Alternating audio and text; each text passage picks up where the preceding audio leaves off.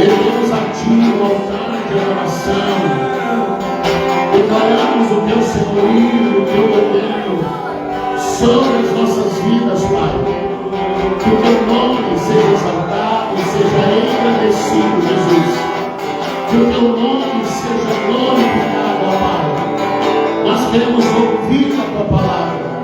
Queremos comer da Tua palavra, Senhor. Vem e ministra ao nosso coração nessa noite. No nome santo de Jesus. Amém, Senhor. Amém. Você já cumprimentou quem está aí pertinho de você? Glória a Deus. Boa noite. Boa noite para quem está online. Boa noite para quem não cumprimentei antes. Quem está assistindo hoje, nesse 30 de novembro. Quem vai assistir em algum momento pelo YouTube, pelo Face.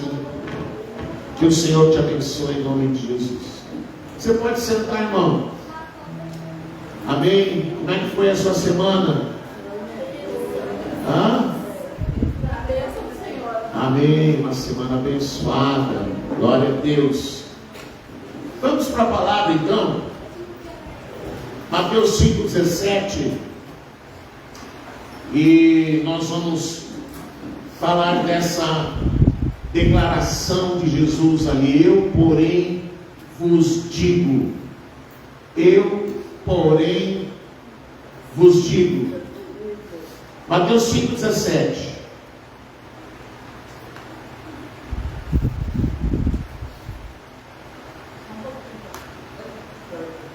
Eu vou lendo aqui enquanto a pastora encontra lá. Não penseis que vim revogar a lei ou os profetas. Não vim para revogar, vim para cumprir. Amém? Não penseis que vim revogar a lei ou os profetas. Não vim para revogar, vim para cumprir. Bom, nós estamos, quem tem assistido às lives, nós estamos há algumas semanas falando da constituição do reino. Quando Jesus apresenta a constituição do reino, Mateus capítulo 5, ele apresentou as bem-aventuranças, que era da natureza do povo do reino, como nós vivemos, como é o nosso viver em sociedade. Depois ele apresenta a influência do povo do reino. Vós sois o sal da terra, vós sois a luz do mundo. Estamos no mundo para influenciar o mundo e não para que o mundo nos influencie. E agora ele vai apresentar a lei do reino. E quando a gente fala de lei do reino, alguém diz assim, mas tem lei no reino? O reino de Deus tem lei? Né? Porque sabemos da lei de Moisés. Sabemos que a lei de Moisés, ela valeu até a chegada de Jesus. Mas agora, essa lei de Moisés, ela vale para nós? Sim ou não? Quem acha que sim, a lei de Moisés? Quem acha que não? Exato, a lei de Moisés, ela não tem validade mais para nós que somos os cidadãos do reino, os filhos de Deus. Nós não somos judeus, então a lei não vale mais para a nossa vida. Quer dizer, vamos ver agora, né? A gente suspira dizendo, mas aí o pastor Missaque quer dizer, vamos ver. Então, quando Jesus vai apresentar essa lei, a gente precisa entender primeiro qual era o cerne da lei de Moisés. Deus apresentou através de Moisés, no Êxodo 20, a lei.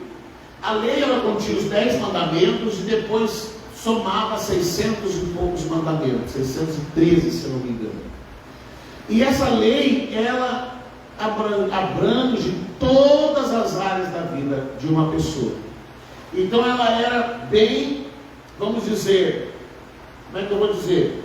Ela tomava conta da vida da pessoa. Da manhã até o fim do dia, a pessoa que quisesse observar a lei, ela tinha que, primeiro, porque a lei era transmitida de pai para filho, de forma oral, o tempo inteiro. A criança, depois com mais ou menos 5 anos, ela, ao invés de ir para um jardim de infância, ela ia para uma escola, onde ela aprendia a lei. Ela decorava a lei, ela aprendia a lei. Os melhores alunos, então, lá pelos seus 7, 8 anos, eles eram escolhidos e iam para uma escola chamada, eles eram então chamados de discípulos, eles eram chamados de talmidim. E esses então depois se tornavam escribas e fariseus, enfim. E a lei de Moisés, ela tinha um cerne, que era uma lei moral. Amém? Então você pega os 10 mandamentos, então nós temos as leis a respeito de Deus e temos as leis a respeito do homem, do relacionamento interpessoal. A metade se refere a Deus e a outra metade se refere ao homem. Não matarás, não adulterarás, não cobiçarás, não farás isso, não farás aquilo. São relacionados às pessoas. E as outras se relacionam a Deus. Não farás imagens, não adorarás outros deuses, eu sou o Senhor teu Deus, e tal, e tal, e tal. Então, essa lei, toda ela era uma lei moral. Por que Deus estabeleceu uma lei moral? Porque o propósito de Deus, o desejo de Deus, era ter um povo seu, um povo exclusivo para Ele, um povo que não fosse igual às outras nações. Então a gente vai ler, por exemplo, conseguiu botar lá, pastor? Então tá. Vamos para Êxodo 19:5, para a gente ir engrenando aqui. Se eu for muito rápido, alguém me dá um sinal. Êxodo 19:5 e 6. Diz assim, ó. Conseguiu? 5 e 6. Agora, pois, se diligentemente ouvires a minha voz e guardardes a minha aliança, então sereis a minha propriedade peculiar dentre todos os povos, porque toda a terra é minha. Vós me sereis reino de sacerdotes e nação santa. São estas as palavras que falarás aos filhos de Israel. Amém? Então Deus queria um povo seu, um povo peculiar, um povo que fosse diferente de todos os povos. Então Ele estabelece uma lei com regras morais, porque o desejo dele é que esse povo não fosse igual às outras nações.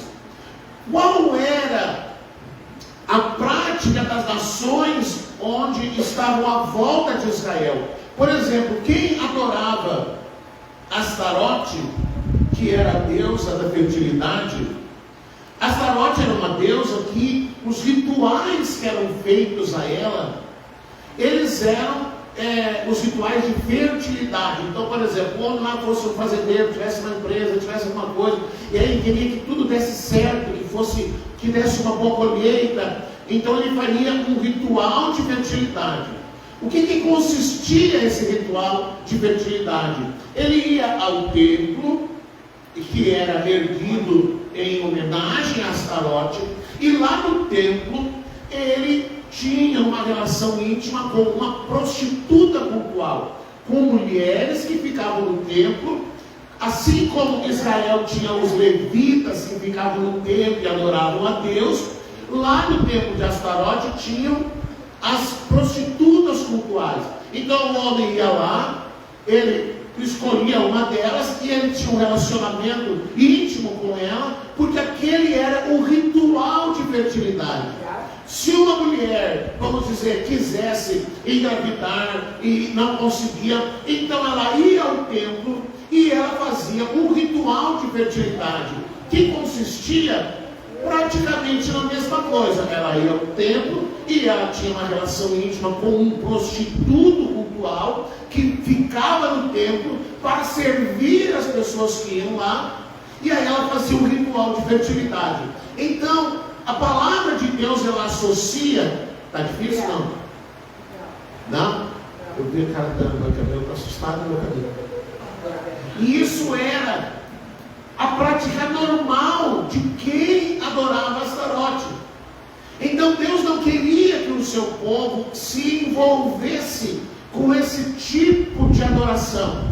Então Ele queria um povo que fosse santo, como a gente leu ali: vocês vão ser uma nação santa. Vocês vão ser um povo peculiar, um reino de sacerdotes.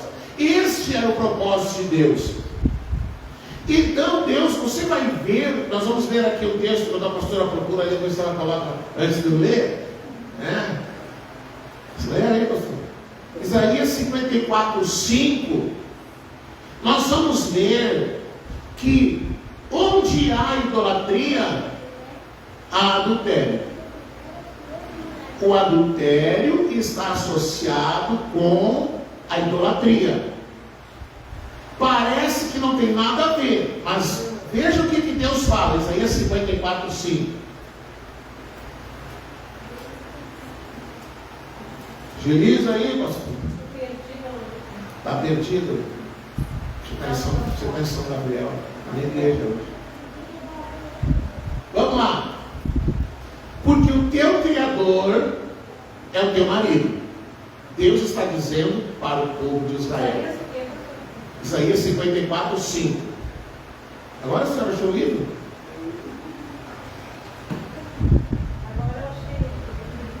Achou o capítulo? Tá, nós vamos ver o 5, só o 5. Pois o teu Criador é o teu esposo, é o teu marido. Yahvé, o Senhor dos Exércitos, é o seu nome. Santo de Israel, o Santo de Israel é o teu Redentor. Ele é chamado o Deus de toda a terra. Se você conseguir associar, então ele tratava Israel, enquanto a pastora já vai colocando a próxima lei ali, o próximo texto de Êxodo 34:15, ele considerava Israel, a nação, como sua esposa. Não, isso lembra de alguma coisa? Jesus trata a igreja como esposa. Então Deus diz assim, ó: eu sou o teu marido. Eu sou o teu marido. Mas se ele, Deus, o Senhor Yahvé, é o seu marido, e eles então passarem a cultuar outro Deus, é considerado o quê? Adultério. Não é difícil entender. Aqui nesse texto de 34:15, eu vou ver mais um aqui para complementar. Não façais, portanto, aliança com os moradores da terra. Não suceda que, em prostituindo-se com os deuses deles e sacrificando-lhes, alguém te convide e coma dos seus sacrifícios. Então, aqui ele usou uma palavra ainda mais forte. Qual é a diferença de adultério e prostituição?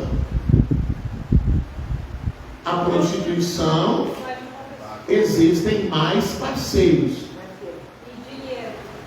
Envolve, como é que vai dizer? Benefícios.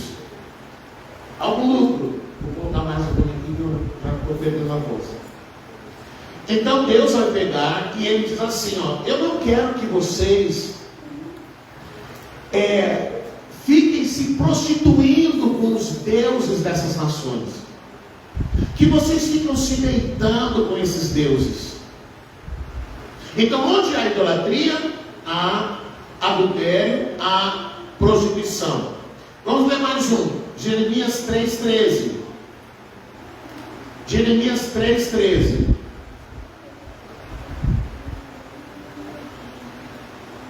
Jeremias 3:13, onde agora ele vai usar, ao invés do termo prostituição, ele vai dizer adultério. No entanto, reconhece o teu pecado, que te rebelaste contra Yahvé, o teu Deus, que ofereceste os teus sentimentos e favores a deuses estranhos, debaixo de toda árvore verdejante. Reconhece também que não me obedecestes, Em algumas versões vai dizer: cometeu adultério contra ele ao adorar ídolos debaixo de toda árvore verdejante. Então, para você entender por que Deus apresenta uma lei moral, porque Ele quer um povo seu. Ele não quer que o seu povo esteja envolvido com essas coisas. Por exemplo, onde foi, não sei se alguém sabe, onde foi que Deus estabeleceu que o homem seria um ser monogâmico? Alguém sabe onde é que Deus estabeleceu isso? Ele não disse claramente, mas ele expressou isso. Alguém sabe? Imaginar onde é que saiu isso? Gênesis. Está no Gênesis. Veja bem, toda ideia, todo pensamento, toda vontade de Deus, todo querer de Deus a respeito de alguma coisa está no livro de Gênesis, mesmo que seja de uma forma bem embrionária. Quando foi que Deus decidiu, quando Deus escolheu que o homem seria um ser monogâmico? Ele pega o homem que está sozinho no Éden, ele faz cair sobre o homem um pesado sono e ele cria várias mulheres para o homem, tornando ele então um ser que vai viver a bigamia, ou a poligamia, ou o poliamor, ou outros homens, e vai ser um trisal, sei lá qual é outros nomes que vão dizer. Deus fez quantas mulheres? Uma mulher. Então ele estabeleceu aqui o que? A monogamia. Se eu não coloquei texto assim, mas se você olhar lá no Novo Testamento, quando o apóstolo Paulo vai dar as regras, como deve ser escolhido um líder, um diácono, um obreiro, um pastor, você vai ver várias vezes o apóstolo Paulo dizendo que seja marido de uma só mulher. Então Deus estabeleceu a monogamia. Mas Davi teve não sei quantas concubinas, Salomão teve mais de 1000 mulheres, e Deus aceitou. Não, Deus não aceitou não, querido. Porque nós vamos, eu até não coloquei os textos aqui, você vai ver que Deus vai dizer assim, quando você lembra que lê no livro de Reis, que Deus dizia, vai lá, entra naquela nação e mata todo mundo, e a pessoa diz, por que matou? Por que Deus mandava matar? Que Deus ruim. Por que Deus fazia isso? Porque se sobrevivesse uma mulher, se sobrevivesse um homem, e ele fosse inserido na sociedade de Israel, algum dia, em algum momento, mesmo que fosse uma menina, ela ia crescer, em algum momento ela ia casar com alguém dentro do povo de Israel, e ela ia trazer esse homem para a sua religião, ou o homem ia trazer a mulher para a sua religião. Então Deus, é uma coisa assim que a gente não entra na nossa cabeça, mas a regra era essa para quê? Para que eles não se contaminassem. Então Deus dizia, mata tudo. Então Deus estabeleceu regras. Aonde? Lá na palavra. Por isso que Ele estabelece uma lei que é uma lei que é moral, que é pesada e que é moral. E por que é moral? Porque o povo de Deus, o povo de Israel, ele era o povo que representava o Senhor. Aí vem Jesus. A lei de Moisés, pronto, já era. Amém? Você pode dar um suspirão aí e dizer, glória a Deus, agora ficou legal, agora ficou top, agora sim. Vamos lá, a lei do reino de Deus é mais leve ou mais pesada que a lei de Moisés? Mais pesada. Mas como assim? Se o reino de Deus é um governo do Espírito, como que um governo do Espírito vai estabelecer leis que são mais rigorosas do que a lei de Moisés? Como que Deus quer que Jesus vai apresentar uma lei que vai mais longe e mais fundo do que a lei que ele trouxe através de Moisés? A diferença é simples. Primeiro, a lei de Moisés, como que era vivida, como era praticada? Ela era vivida e praticada a partir do esforço humano. Amém? O esforço humano. A pessoa tinha que aprender a lei, ela tinha que decorar a lei, e ela tinha que praticar a lei, fazendo o seu esforço. Então, para essas pessoas, Deus disse assim, ó, não matarás. Pronto. Ela não fala nada, por exemplo, de não sentir raiva, de não sentir ódio. Ela não fala nada sobre não se irar. Ela vai lá no finalzinho, na consequência final. Se você matou, a regra era olho por olho, dente por dente, você ia ser julgado e acabar morrendo também. Muitas regras dessa lei, elas eram punidas com a morte, ou a morte da mesma forma, quem com ferro ferido, com ferro vai ser ferido, se dependendo do tipo de pecado que fosse cometido, era morte por apedrejamento. Semana passada eu acho que eu falei sobre Maria, que se viu grávida, e aí a lei dizia que tinha que ser apedrejada, porque havia cometido o adultério, fornicação, enfim. Falei na quarta-feira sobre a diferença do que é adultério e do que é fornicação. Então Jesus apresenta agora uma lei que também é moral. Mas há uma diferença. A lei de Moisés era praticada a partir do esforço humano. A lei do reino de Deus, ela pode ser vivida a partir de uma vida no Espírito. Não depende do esforço humano. Porque se nós olharmos o que Jesus fala, a gente vai dizer, não, Jesus, isso aí que o Senhor está pedindo, Jesus, não dá. Vamos ler Mateus 20, capítulo 5, verso 20.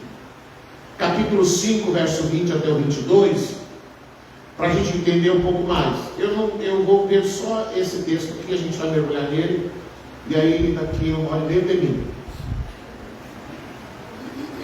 Vou falar um pouquinho. Mateus 5, 20 ao 22. Porque eu vos digo.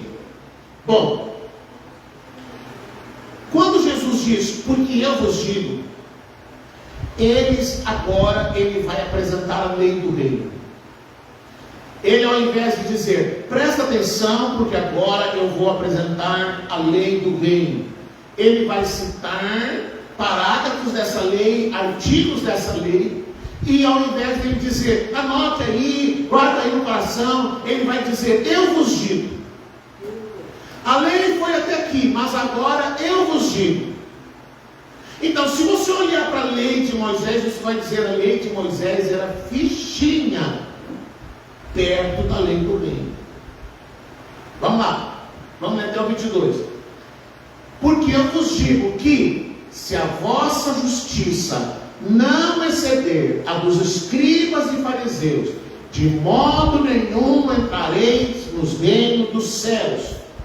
Como que a nossa justiça vai exceder a justiça dos escribas e fariseus? Porque a lei que vem sobre nós, cidadãos do reino, é mais elevada do que a lei de Moisés. Então a nossa justiça tem que exceder. Ela vai além. Amém? Amém. Como diz o Maurício, come essa massinha. Nós vamos exceder a justiça dos fariseus e escribas, porque o que Jesus vai pedir para nós vai muito além do que Deus pediu para o povo de Israel. Porque o povo de Israel não tinha dentro de si o Espírito Santo como você tem. Se nós falhamos, se nós pecamos, se nós transgredimos, nós o fazemos de caso pensado, porque Deus colocou dentro de nós o Espírito Santo. Não se trata de fazermos um esforço para seguir e obedecer o ensinamento de Jesus. Se trata de aprender a andar no Espírito. Só isso. Então Jesus pode exigir o que Ele quiser, porque se você andar no Espírito, vai uma bênção, irmão. Agora, se você quiser ser como os hebreus e ficar na carne, aí vai ser difícil, aí vai ser pesado. Vamos seguir no 21. Ouviste o que foi dito aos antigos, a lei de Moisés. Ouviste o que foi dito aos antigos, não matarás. Quem assassinar estará sujeito a juízo. Aí agora ele vai dizer, aí Jesus vai Vai acrescentar a lei, vai complementar agora com a lei do reino. 22. Eu, porém, vos digo que qualquer que se irar contra seu irmão estará sujeito a juízo. Você viu que agora não é só o não matar? Porque o não matar, ele já é a ira extrapolada no sentido de vingança, de não ter limite, você já matou. Jesus, ele quer ir no cerne, que é o coração do homem. Porque o problema do homem está no seu coração. Ele diz isso.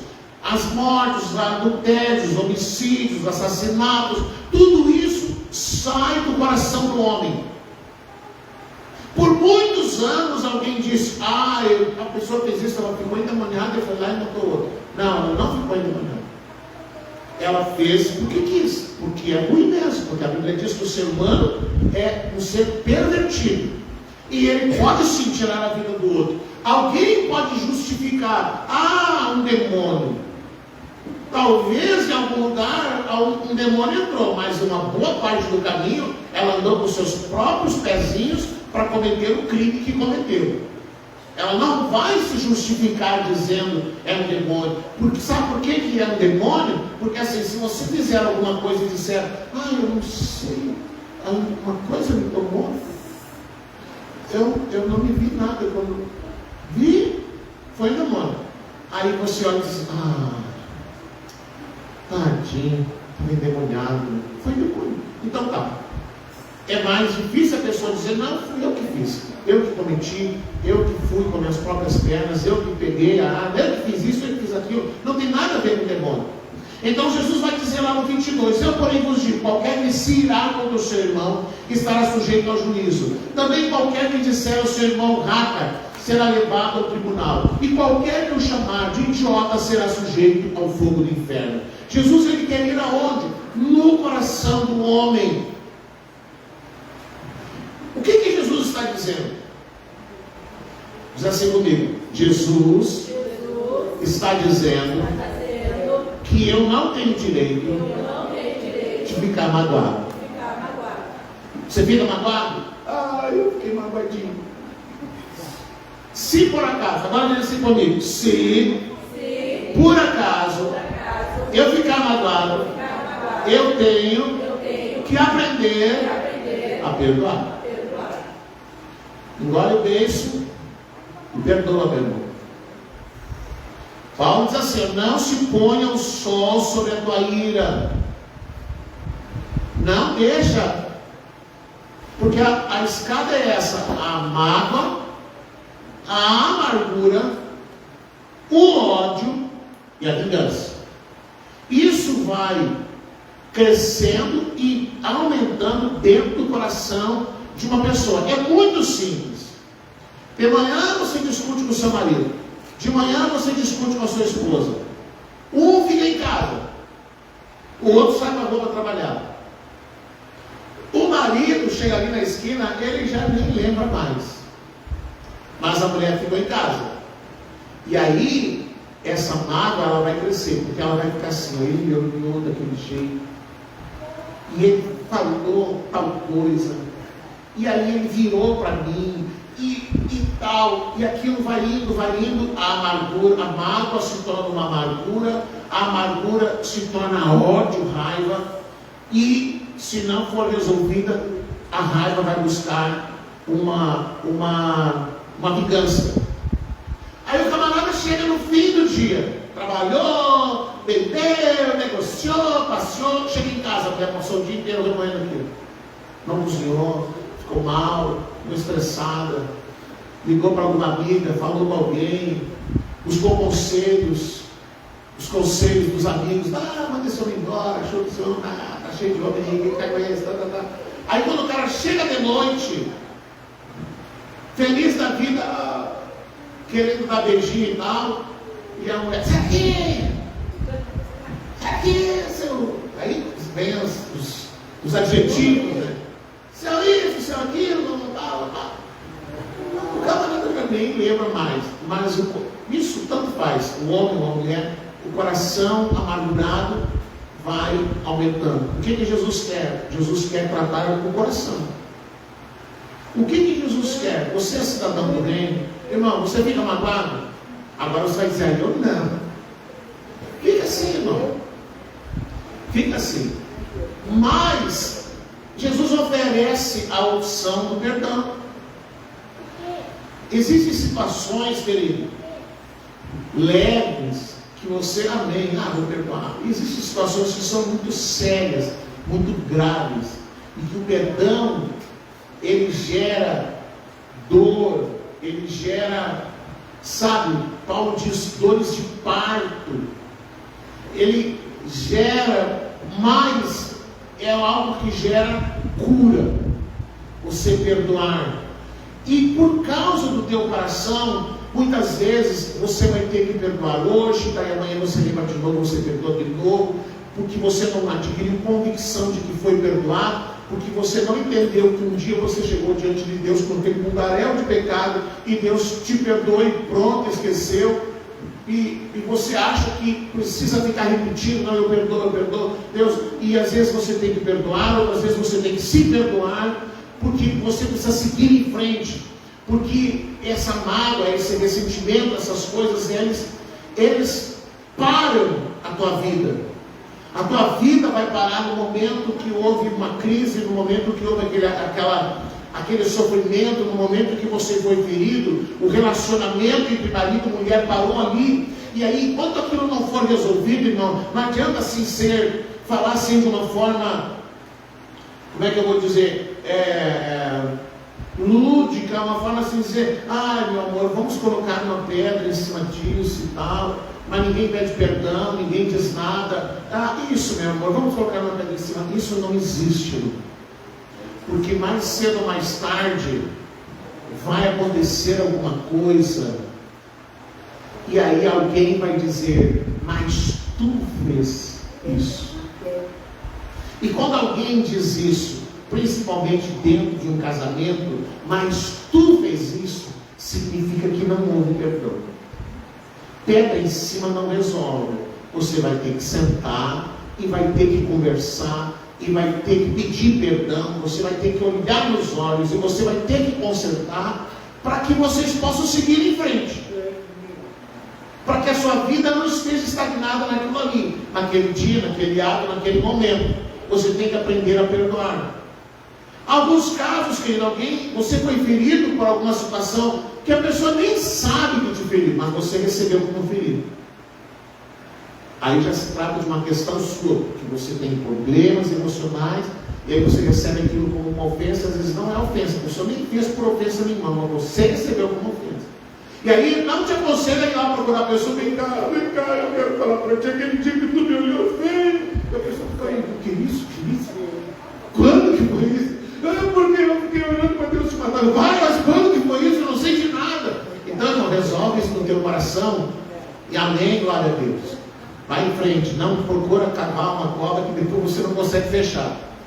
Então Jesus vai apresentar, querido, uma lei que também é moral e que tem um padrão elevado de moral. Por que ele quer um padrão elevado de moral?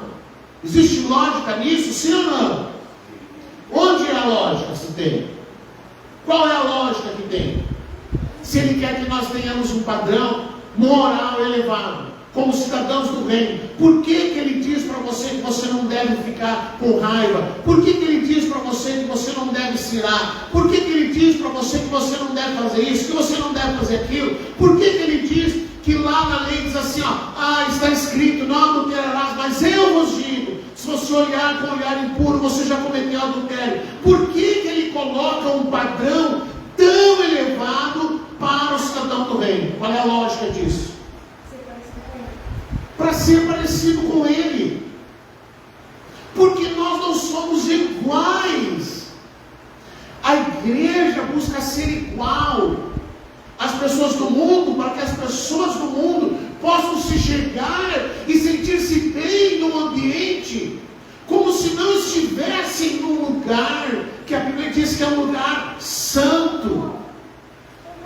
Então a pessoa se sente bem a estar num lugar onde ninguém vai dizer para você é um pecador, você precisa se arrepender, você precisa abandonar os teus pecados, você tem que largar essa vida aí. Não vem pedir para Jesus te abençoar, porque Jesus não quer que você continue nessa vida. Você tem que levar tudo isso para a cruz e seguir a Jesus. O que você precisa não é de um coach, não é de outra coisa, a não ser de Cristo. A única solução para a sua vida é Cristo.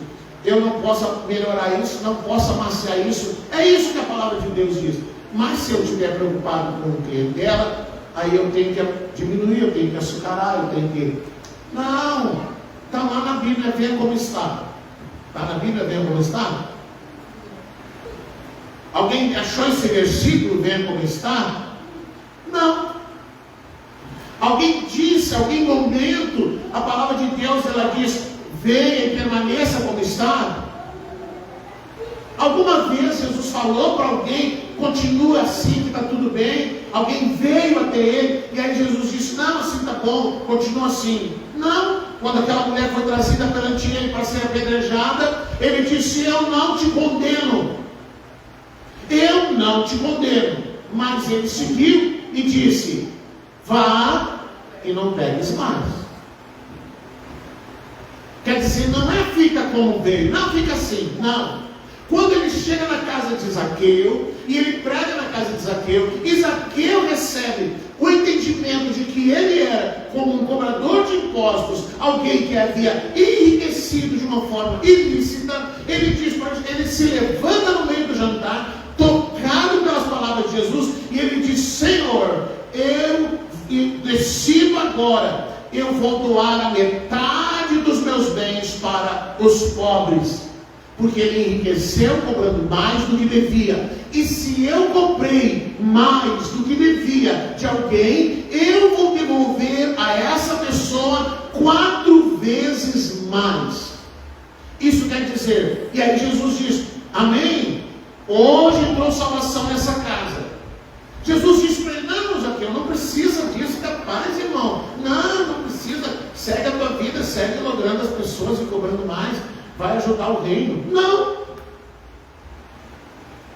Só que é uma coisa difícil, né, irmãozinho? Ninguém quer ouvir isso. Pastor, por que não fazer uma campanha de prosperidade? É mais fácil. Então, por isso, querido, que Jesus vem a nós e ele diz, vocês precisam ser assim. Por que vocês precisam ser assim? Como acabou de dizer a Miriam, porque vocês têm que ser iguais a Cristo. O teu modo de viver, o teu modo de agir, a tua vida em sociedade, não é mais como era antes. Como é que você era conhecido antes de Jesus? Olha, não contraria, vamos ver quem é que eu falo. Não contraria a tua. Olha, se você contrariar, você não sabe, aquela mulher vira o bicho. Não contraria, não pisa no carro, porque você vai ver a fera, você vai conhecer a fera. É assim não? Eu estou falando aqui, não sei de nada, ninguém me falou nada, eu estou dizendo. Então, antes a tua vida era assim, não é mais. Não é mais. As pessoas se batizam e continuam do mesmo jeito. Aí eu disse para ela, por que eu me batizei e eu morreu e eu vou continuar fazendo as mesmas coisas que eu fazia? E as pessoas não querem. Porque você entendeu o reino. Essa é a diferença. Então, você quer falar, Manasseh? Levantou a mão aí?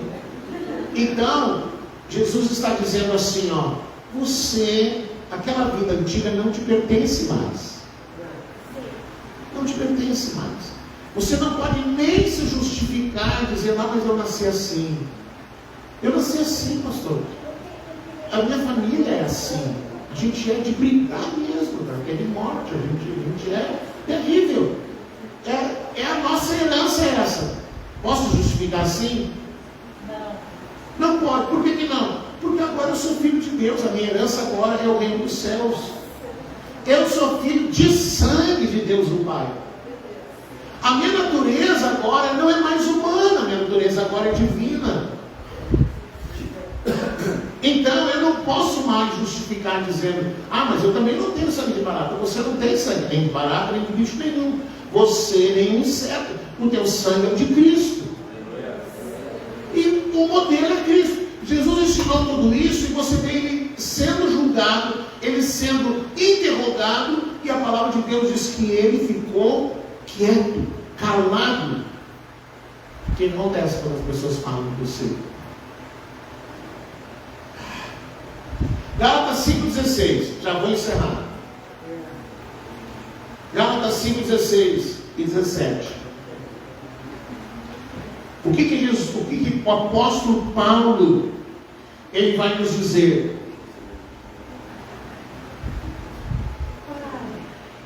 Viu lá, pastor? Vamos lá, 16 e 17. Portanto, vos afirmo, vivei no Espírito, e de forma alguma satisfareis as vontades da carne. 17. Porquanto a carne luta contra o Espírito, e o Espírito contra a carne.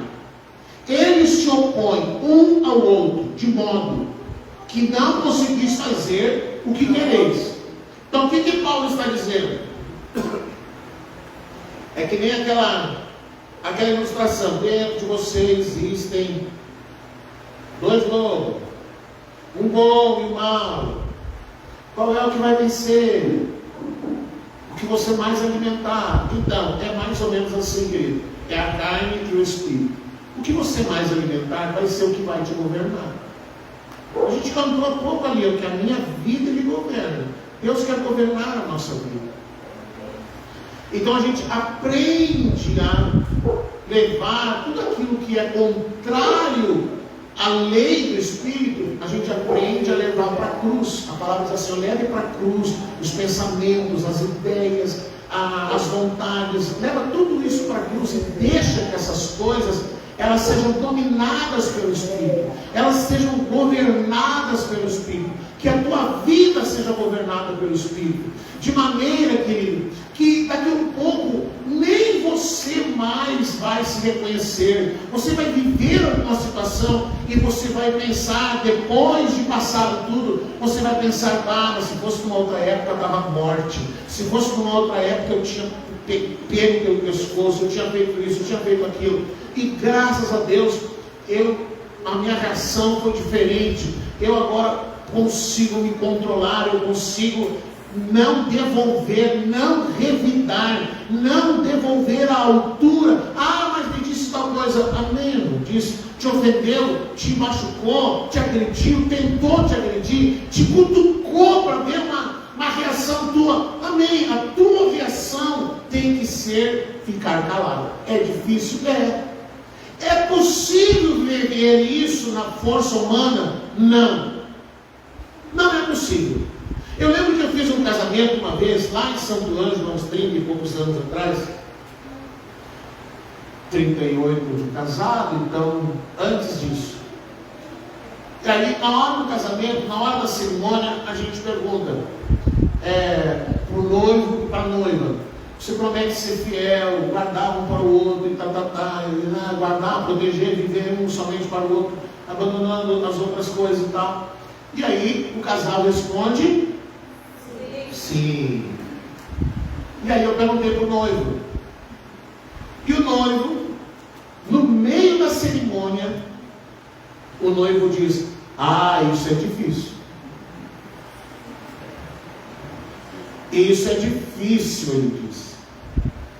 A noiva gelou na hora, olhou para ele deu uma risadinha, e eu estou fazendo casamento. Eu disse para ele: se você não tem certeza, você não precisa encerrar a cerimônia, a gente cancela aqui e não acontece o casamento.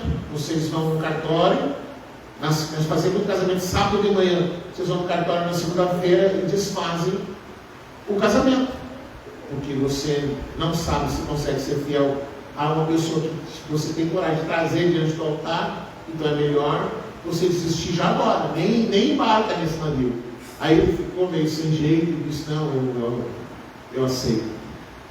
Mas essa pulga ficou na orelha da coitada da noiva. Por noivo dizer, é difícil. Essa coitada ficou o resto da vida. Não sei mais como é que foi, o que deu, o que não deu.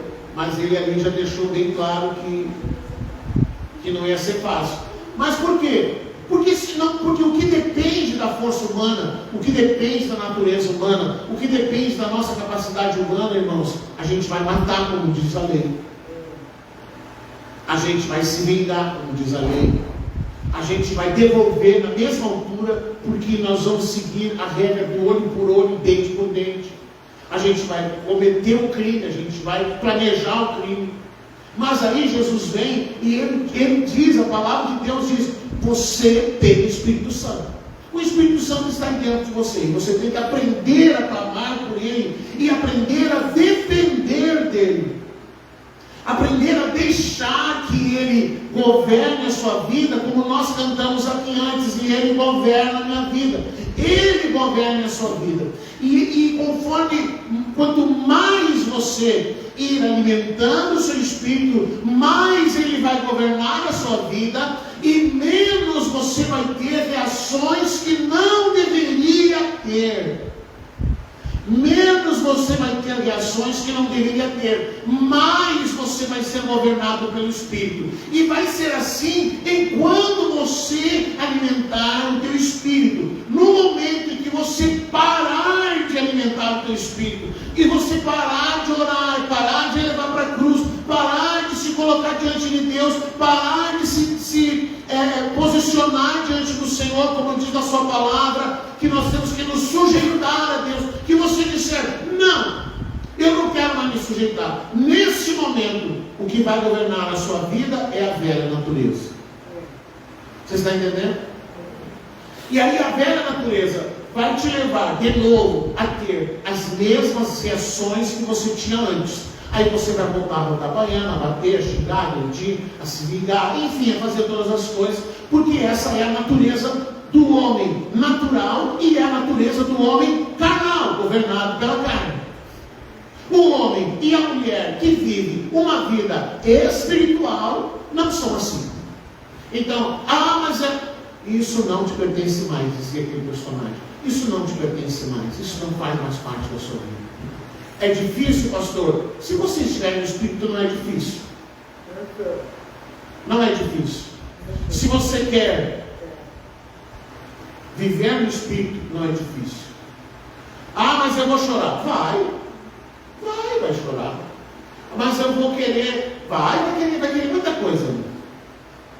Vai querer muita coisa. Mas eu vou querer revidar. Vai querer revidar. Mas aí, como diz o apóstolo Paulo, não se ponha o sol sobre a sua ira. Vai lá, Senhor, está nas tuas mãos. A Bíblia diz assim, a ira do homem não produz a justiça de Deus. Então você fica irado, vai lá e faz, acontece, pronto, satisfez a sua vontade. Mas isso não é a justiça de Deus. A justiça de Deus é que você perdoe. Amém? Aí você perdoa. Senhor, está na tua mão. Pronto. Aí Deus vai resolver o que Ele vai fazer. Se Ele vai cobrar alguma coisa ou não vai cobrar. Se essa pessoa, depois que fez toda a confusão com você, ela não se arrependeu, a gente sabe que existem consequências, aquilo que a gente semeia, a gente colhe. Isso é bíblico, está na palavra. Mas isso quem vai fazer é Deus, não é você. E você também não vai dizer para Ele assim, Senhor, me fez isso. Essa pessoa viaja, né? O senhor podia fazer furar um pneu no caminho. O senhor podia pegar um câncer, né, Senhor? Eu só estou dizendo, né, Senhor? O senhor podia, mas assim, né, o senhor é que sabe. Não, deixa na mão de Deus, irmão, deixa que Deus sabe de todas as coisas. A justiça do homem não produz, a ira do homem não produz a justiça de Deus. A lei do reino é uma lei de moral elevada e que só é possível viver se nós andarmos no Espírito. Amém? Vamos orar? Vamos falar com o Senhor?